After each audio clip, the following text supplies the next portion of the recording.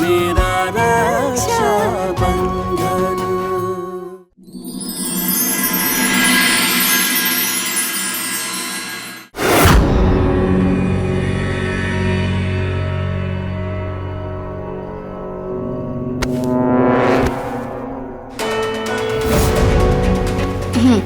কি করছেন কি ছোট মেম সাহেব? এই খেলাতে তুমি খুব মজা পাচ্ছ তাই না শিবা? ভাবো এখন এই যে খেলাটা শুরু হয়েছে সেটা আরো অনেক দিন চলবে, যখন আমি তোমাকে তোমার মতন করে হারাবো। আমার ভালোবাসা কেড়ে নেওয়ার চেষ্টা করছো তো?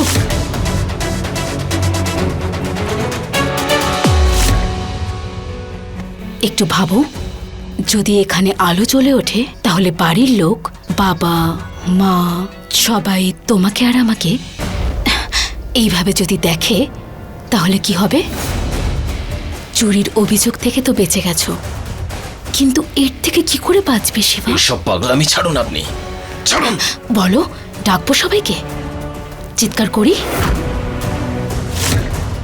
ছোট মেম সাহেব ছাড়ুন আমাকে এই মুহূর্তে।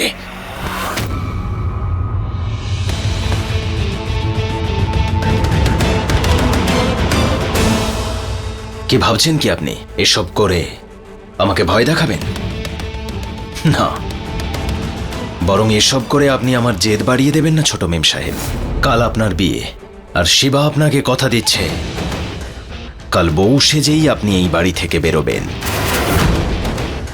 বিয়ে তো করতেই হবে।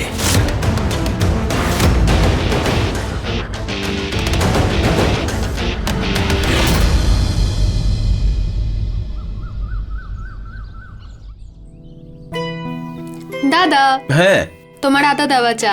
আরে তুই এখন নিয়ে যা, আমি পরে খাবো, সময় নেই এখন। আরে আমিও তো অনেক কষ্ট করে সময় বের করে তোমার জন্য চা বানালাম, খেতে তো তোমাকে হবে। রশনি তুই নিয়ে যা, আমি পরে খাবো। এদিকে আসো। আরে চুপচাপ সব কাজ বন্ধ করে আগেই চাটা খাও। সকাল থেকে কিছু না খেয়ে কাজ করে যাচ্ছ। ওহ, বড্ড জেদ তোর, বড্ড জেদ। খুব ভালো হয়েছে চা। তুই জানিস রশনি, আমি এখন কি ভাবছি? কি? যে একদিন ঠিক এভাবেই আমি তোর বিয়ের প্যান্ডেল সাজাবো আর খুব ধুমধাম করে বিয়ে দেব আমার বোনের। আরে তুমি আমার বিয়ে দিয়ে দেবে? আর তোমার তোমার কি হবে? আমার খুশির জন্য তুমি তোমার সারাটা জীবন এই বাড়িতে উৎসর্গ করে দিলে।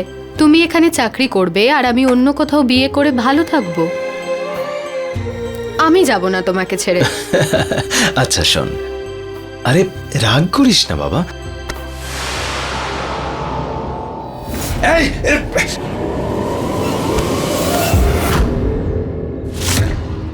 কি করছিস কি? ক্ষমা করে দিও বাবু। খেয়াল রাখ, বাঁধ এটাকে।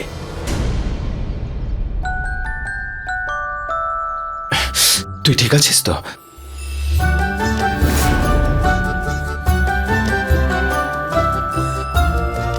এই যে সাজানো দেখছিস, এই মণ্ডপটা এখানকার সৌন্দর্য আরো বাড়িয়ে দিয়েছে। ঠিক এইভাবেই তুই আর আমি একে অপরের অবলম্বন হয়ে আছি, আর একে অপরের জীবনকে সুন্দর করে সাজিয়ে দেব। বুঝতে পেরেছিস? যা, সাবধানে।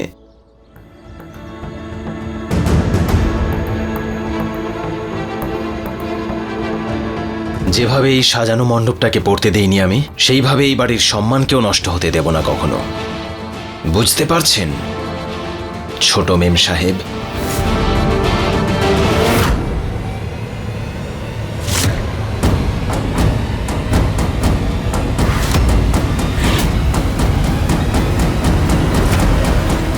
কি করছিস তুই?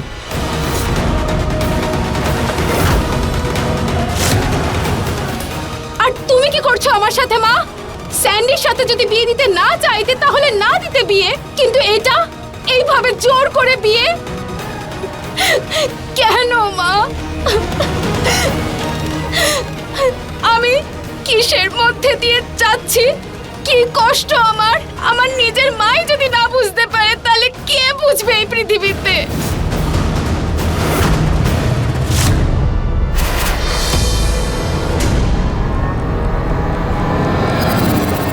হ্যাঁ মা, মা, মা, মা তুমি ঠিক আছো?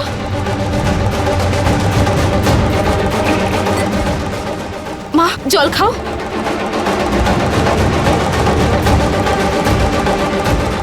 এবার ভালো লাগছে?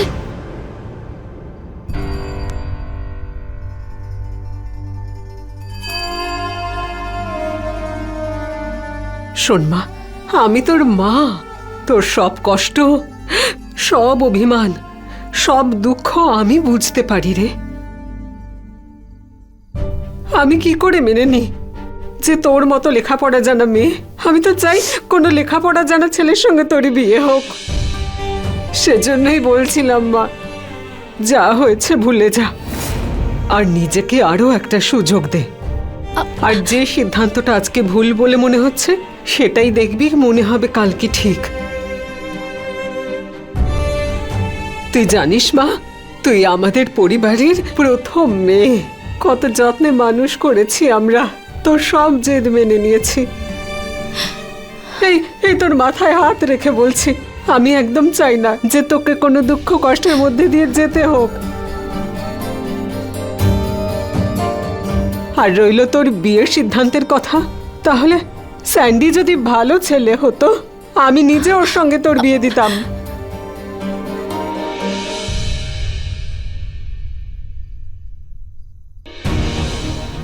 মা, আজকে তোর বিয়ে, আর আমি চাই যে এই বাড়ির থেকে খুব ভালো স্মৃতি নিয়ে তুই যা।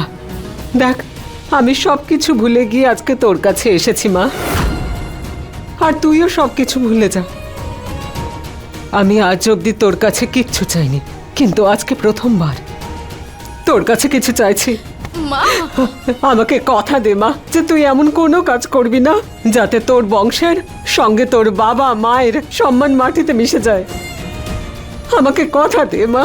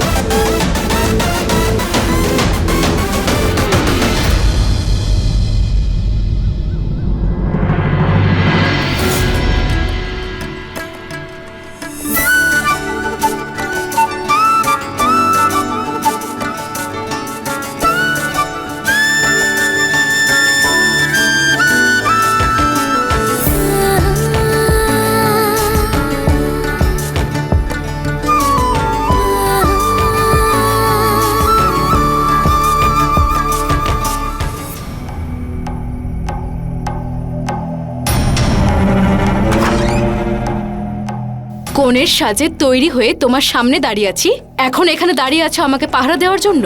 এইসব মেয়েরা যারা এখানে দাঁড়িয়ে আছে তারা আমাকে তৈরি করবে বলে দাঁড়িয়ে আছে। এসব বন্ধ করো। কোথাও যেতে পারবো না আমি, এটা আমার দায়িত্ব, করতেই হবে। হয়ে গেছে? হচ্ছে। চলো তোমরা ভেতরে।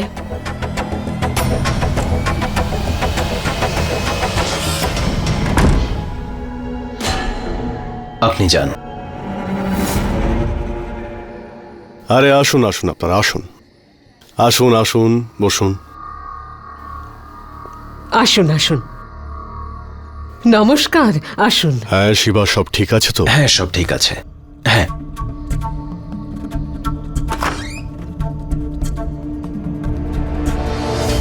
আপনাদের দুজনের ফোন রাখার জন্য আর তল্লাশি করার জন্য ক্ষমা চাইছি। এটার প্রয়োজন ছিল। ছোট মেম সাহেব রেডি হয়েছেন? হ্যাঁ,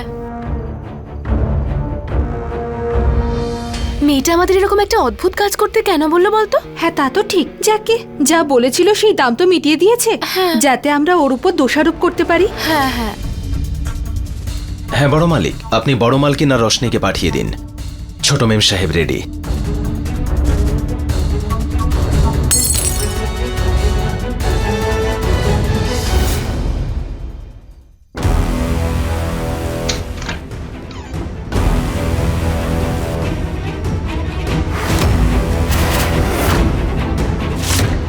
কি মনে করেছিলে শিবা? আমি একটাই নকল চাবি বানিয়েছিলাম?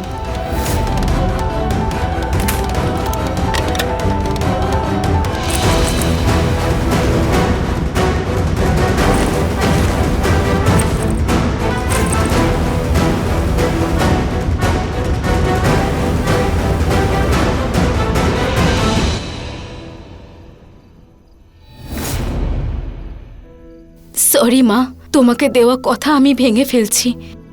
আমার কাছে আর কোনো চয়েস নেই মা। তুমি বলেছিলে না যে তুমি সবসময় আমাকে সুখী দেখতে চাও, তাহলে এভাবে জোর করে বিয়ে দেওয়াতে আমি কিভাবে সুখী হতাম? আমার সুখ তো স্যান্ডির মধ্যে আছে। আর স্যান্ডির সাথে বিয়ে করে সবার প্রথমে তোমাদের দুজনের কাছে আশীর্বাদের জন্য আসবো।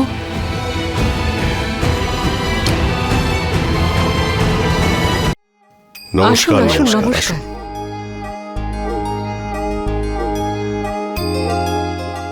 বলো দুর্গা মায়ের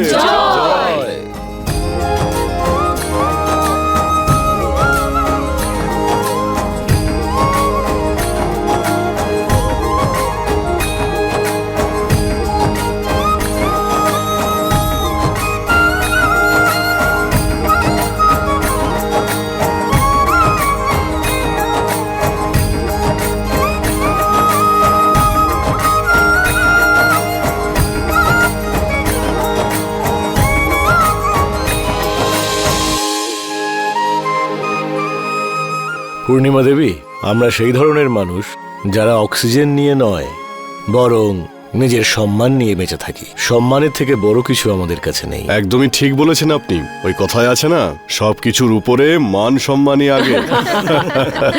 সত্যি আমাদের কত বড় সৌভাগ্য, আর আমার মেয়েরও যে এত ভালো পরিবার আর এত ভালো স্বামী পাবে ও। আসুন আসুন আসুন আসুন আসুন আপনারা।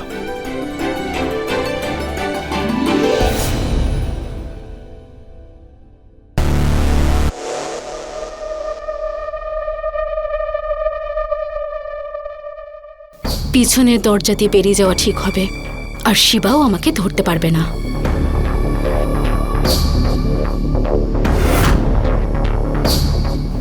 ভালো হয়েছে দাদা তুমি এসেছো। তুমি তো বলেছিলে ছোট মালকিন রেডি হয়ে গেছে, কিন্তু উনি তো ঘরে নেই।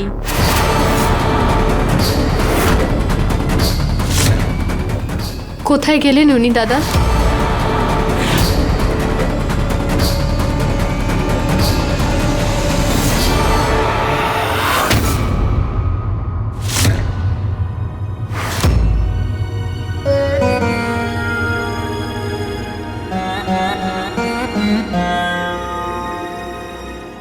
তুই বলেছিলি কোনো ভুল হবে না, কনকের বিয়েটা ভালো মতো হবে, তুই ওর উপরে নজর রাখবি। তাহলে কি করে পালালো কনক?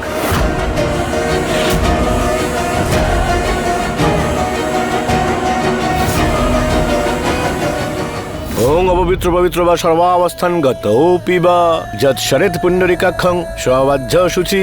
ওং সূর্যায় নম, ওং অগ্নিয়ায় নম, ওং গৃহশান্তি দেবতায় নম, ওং শত্রু বুদ্ধি বিনাশায় নম।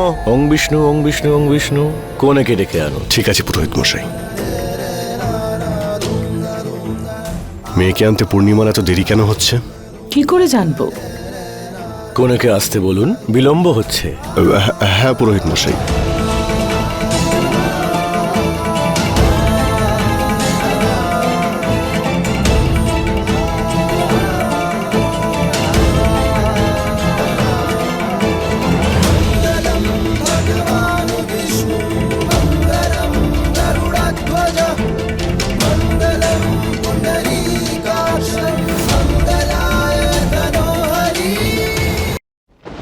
বড় মালিক, বড় মালিক একটু শান্ত হন।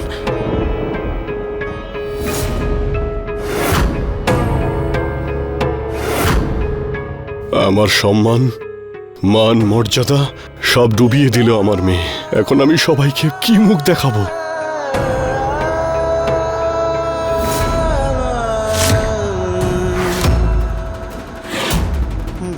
কথা দিয়েছি আপনাকে, কোনোভাবেই আপনার সম্মান আমি নষ্ট হতে দেব না, যাই হোক না কেন। কিন্তু ছোট মেম সাহেবকে খুঁজে আনা আর এই মণ্ডপে বসানো আমারই দায়িত্ব। আজ ছোট মেম সাহেবের বিয়ে এই মণ্ডপেই হবে। কথা দিচ্ছি আপনাকে, একটা শেষ সুযোগ আমায় দিন। যতক্ষণ আমি বেঁচে আছি না, যেভাবেই হোক ছোট মেম সাহেবকে খুঁজে আনবো। আপনি নিজেকে শুধু সামলান, ব্যাস।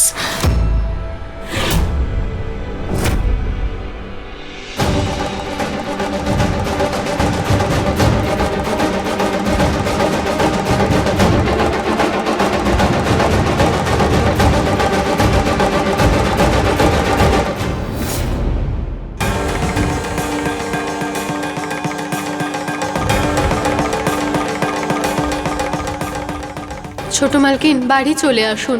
খুব বড় ভুল করছেন আপনি। একবার বড় মালিকের সম্মানের কথাটা ভাবুন, ফিরে আসুন।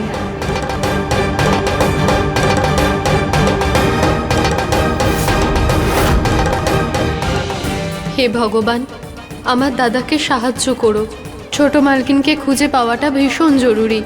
দাদা যেন সময় থাকতে ছোট মালকিনকে ফিরিয়ে নিয়ে আসে, যাতে এই পরিবারের সম্মান বজায় থাকে।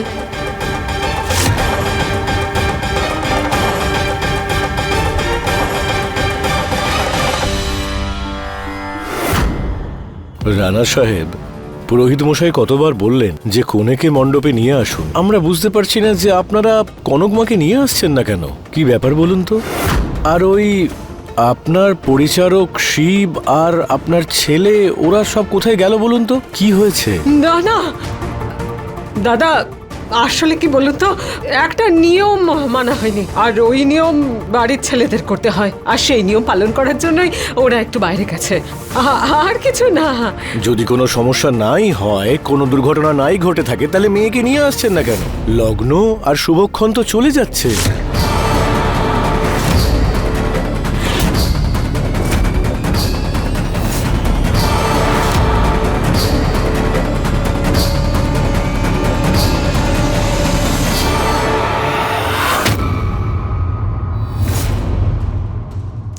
আসলে ক্ষমা চাইছি, ছোট মালকিনকে আসলে এখন এইখানে নিয়ে আসা যাবে না।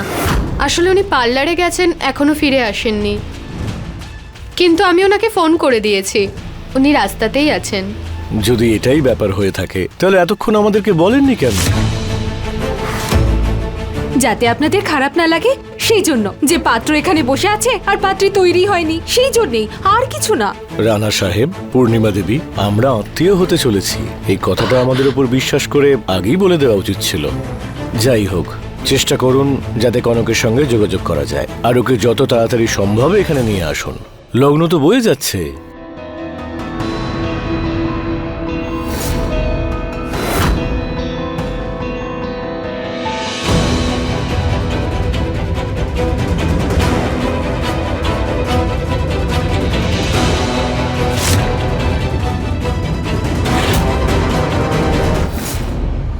এই ঘরটা ভালো করে খুঁজে দেখো, আর কোনো কিছু যদি পাওয়া যায় যেখান থেকে জানতে পারি স্যান্ডি কোথায়, তাহলে সেটা আগে আমায় বলো। তুই ওদিকে দেখ, আর তুই ওদিকটায় দেখ ভালো করে, পুরো ঘরটা উপর।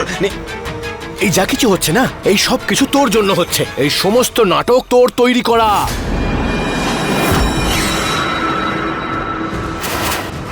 ছোট মালিক, রাগটা না হলে পরেই দেখাবেন, এখন না হলে মেম সাহেবকেই খুঁজুন। আসলে কি জানেন তো, আপনার বাবার বড় মালিকের সম্মান এখন মাটিতে মিশে যেতে বসেছে।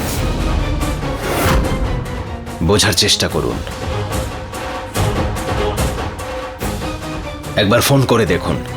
এই ওদিকটা খুঁজে দেখ।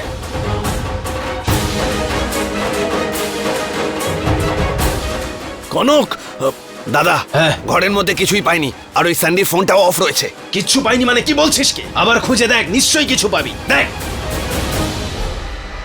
স্যান্ডি, যেমনটা আমরা ভেবেছিলাম ঠিক সেরকমটাই হয়েছে। চলো তাড়াতাড়ি চলো, কারণ আমাদের কাছে বেশি সময় নেই।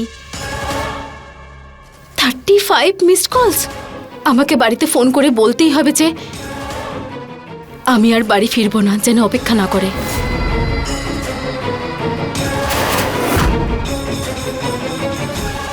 কি হয়েছে? তোমার মাথা খারাপ নাকি কনক?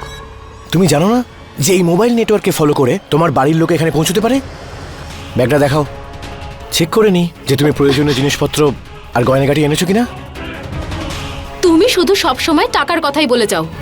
স্যান্ডি, যা কিছু ছিল আলমারিতে আমি সব নিয়ে এসেছি। এতটাই আছে যে শুধু কয়েকটা দিন কেন আর একটা নতুন জীবন শুরু করতে পারবো আমরা। চলো এবার।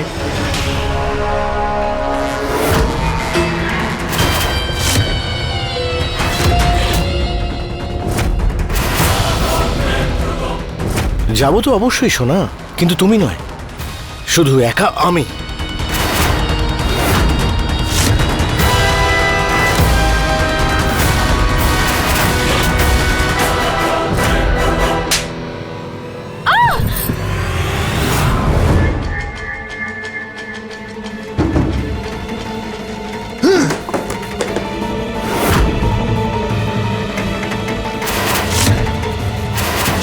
বাসের টিকিট দিল্লির 9:30 9টা বাজতে যায়। এই এক্ষুনি বাসের ডিপোতে পৌঁছতে হবে, চল চল। স্যান্ডি, স্যান্ডি কি করছো তুমি?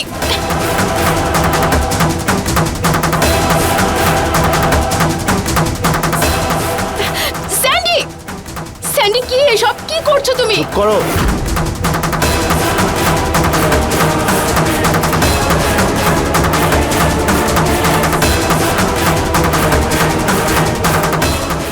এই হলো আমার টিকিট, আর তোমার